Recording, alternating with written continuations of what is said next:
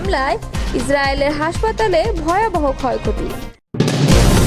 যুক্তরাষ্ট্রের সাহায্য চাওয়া ইসরায়েলের দুর্বলতার নিদর্শন, মন্তব্য করেছেন খামেনি। এবার মিসাইল ছুড়ল উত্তর কোরিয়া। গণ অভ্যুত্থানের কর্মসূচি পালনে বিএনপির কমিটি। আবারও হাসিনা মার্কা নির্বাচন হলে জনগণ প্রতিহত করবে, মন্তব্য করেছেন রফিকুল ইসলাম। এতক্ষণ শুনছিলেন সংবাদ শিরোনাম, এবারে বিস্তারিত।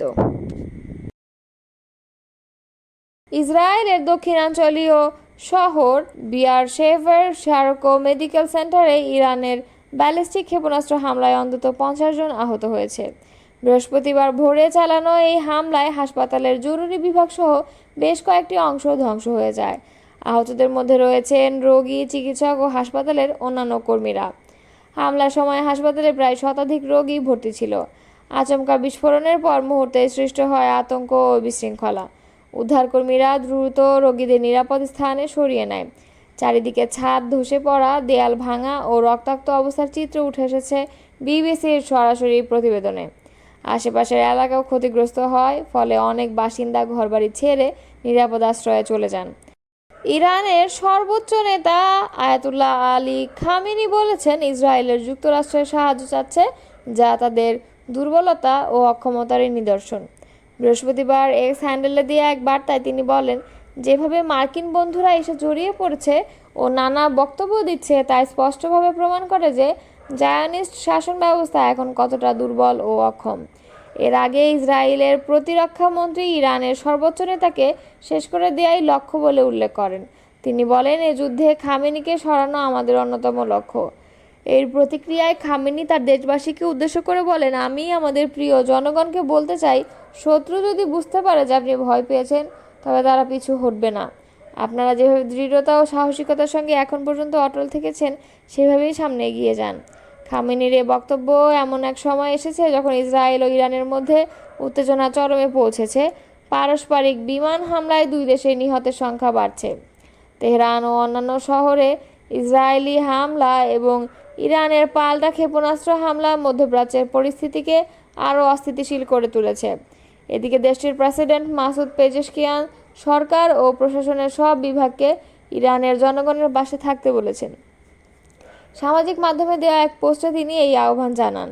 ওই পোস্টে মাসুদ পেজেশকিয়ান লেখেন, সব মন্ত্রণালয় ও সরকারি সংস্থাকে দেশের সেবা করার নির্দেশ দেওয়া হয়েছে। তাদের ধৈর্যের সঙ্গে জনগণকে সেবা দিয়ে যেতে হবে। পেজেশকিয়ান আরও লেখেন, একে অন্যের প্রতি সহানুভূতি ও ঐক্যের মাধ্যমে আমাদের এই কঠিন সময় পার করতে হবে। রাজধানী পিংয়ংইয়ংয়ের সুনান থেকে উত্তর পশ্চিম দিকে 10টি মাল্টি লঞ্চার মিসাইল ছুড়েছে উত্তর কোরিয়া।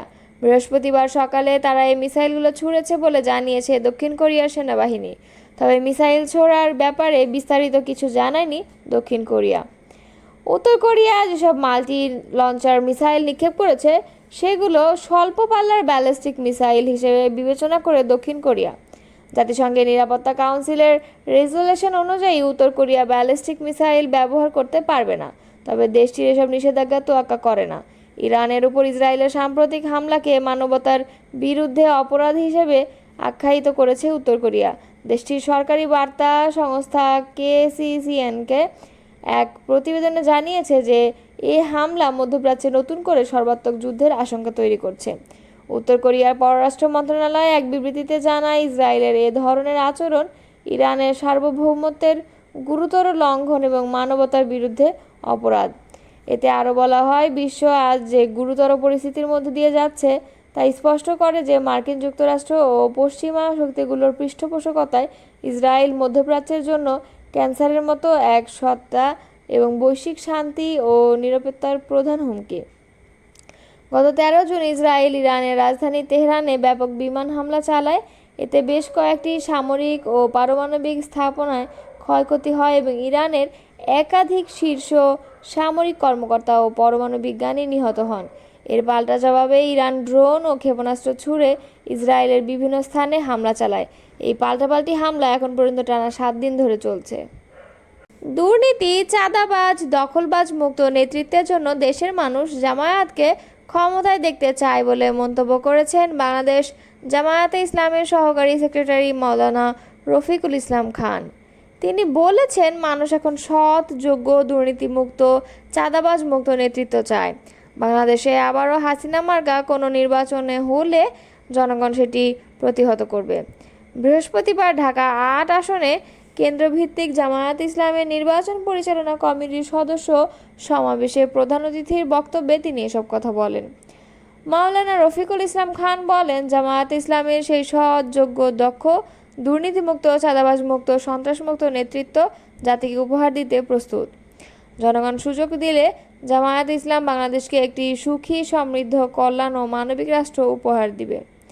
এমন একটি রাষ্ট্র জাতিকে উপহার দেওয়া হবে যেখানে কোনো দুর্নীতি, সন্ত্রাস, চাঁদাবাজি, দখলবাজি থাকবে না, কোনো বৈষম্য থাকবে না, দল, মত, জাতিগোষ্ঠী, ধর্মবর্ণের কোনো বিভেদ থাকবে না, সংখ্যালঘু কিংবা সংখ্যাগুরুদের কোনো বৈষম্য থাকবে না।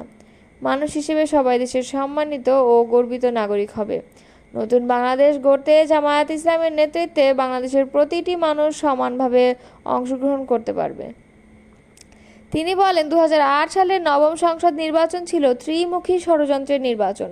ওই নির্বাচনে ভারত মঈনুদ্দিন ফখরুদ্দিন যৌথ সমঝোতার মাধ্যমে আওয়ামী লীগকে ক্ষমতার মসনদে বসিয়েছে। পরবর্তীতে সেই প্রতিদান হিসেবে আওয়ামী লীগ ভারতের সেবাদাস সরকারের ভূমিকা পালন করে। একই ধারাবাহিকতায় দশম, একাদশ ও দ্বাদশ সংসদ নির্বাচন করেছে আওয়ামী লীগ। কখনো বিনা প্রতিদ্বন্দ্বিতায়, কখনো দিনের ভোট রাতে, আবার কখনো ডামি নির্বাচন দিয়ে তারা সরকার গঠন করেছে।